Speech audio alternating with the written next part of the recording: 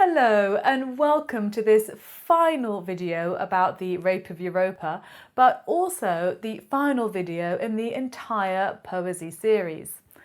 In this video, I will be discussing how the Rape of Europa was purchased by Isabella Stuart Gardner, but whilst in her collection, which it still is, it's a miracle, once again, that it has survived to be enjoyed by everybody as it is today. Until the 19th century, the Rape of Europa shared its history with the Diana paintings.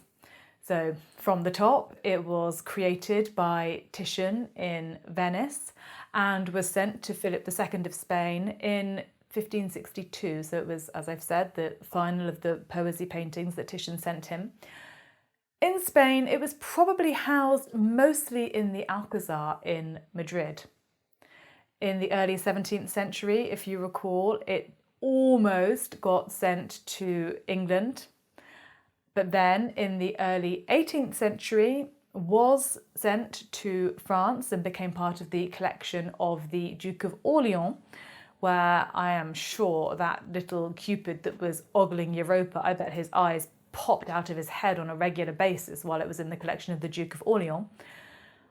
After the French Revolution, it was purchased by the 3rd Duke of Bridgewater, along with the Diana paintings still, and brought to the UK. It's there that their histories diverge. The Rape of Europa had a fairly peripatetic life until 1896, when it was sold from the collection. It was in a collection in Cobham Hall in Kent. So 1896 cut to the other side of the Atlantic and to Isabella Stuart Gardner, who was a wealthy philanthropist and art collector from Boston. Isabella Stuart Gardner was, in 1896, in the market for another masterpiece. She had been offered the Blue Boy by Gainsborough for the sum of £30,000 or thereabouts, and was very keen to make this purchase. Unfortunately, the Blue Boy was then withdrawn from sale, so she was left a little bit bereft until her wily art dealer thought, "Oh, hang on a minute, I think I know that there's a Titian on the market." He definitely knew there was a Titian on the market because, in fact, he'd offered it to somebody else. But at this point, he hadn't sent them the photo, so they hadn't confirmed the sale or the purchase. So he chose, quite rightly thinking that Isabella Stuart Gardner was a very safe bet, he chose to send the photo to her first, and she purchased the Rape of Europa there and then. She was clearly very happy with her purchase because she wrote, as soon as it arrived in Boston, she wrote to her art dealer that she had just had a 2 days orgy, not the type of the Duke of Orleans, I hasten to add, but this orgy in which she had been getting drunk in front of the Rape of Europa, enjoying it very much, and then sitting in her garden and dreaming and thinking about it for hours on end more. Personally, I am also very delighted that the Rape of Europa was bought by Isabella Stuart Gardner, if only because it is so beautifully displayed in the museum in Boston.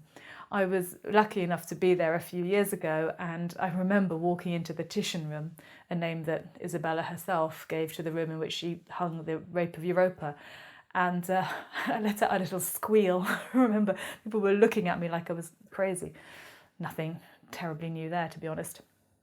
But, so by the way, if you do go to Boston, then absolutely go and see the Rape of Europa at the Isabella Stuart Gardner Museum, but not for the next year because it's going to be on tour. Remember, it's going to Edinburgh and then Madrid and then back to Boston after being in London.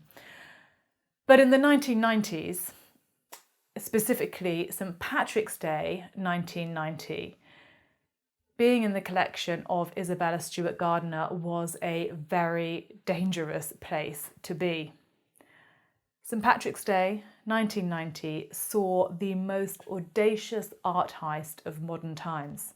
2 men dressed up as policemen and gained access to the museum, tied up the guards, and proceeded to help themselves to around about $500 million worth of art and artefacts.